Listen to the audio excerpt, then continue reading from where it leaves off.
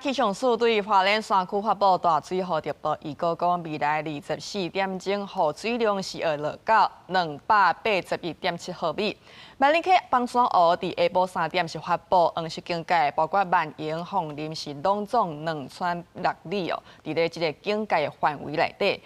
民众是已经大声撤离。 对画面当中，咱会当看到万里溪放山湖坝体遥完整，水是有稳定流出来。监测到下晡2点10分，水位是1000过92.16公尺悬，水量634.22万立方公尺。也为着要应对大水后发布黄色警戒，今嘛万里溪水路范围也是红色警戒，呼吁民众伫咧水尾就要提高警觉，唔通去到危险的所在。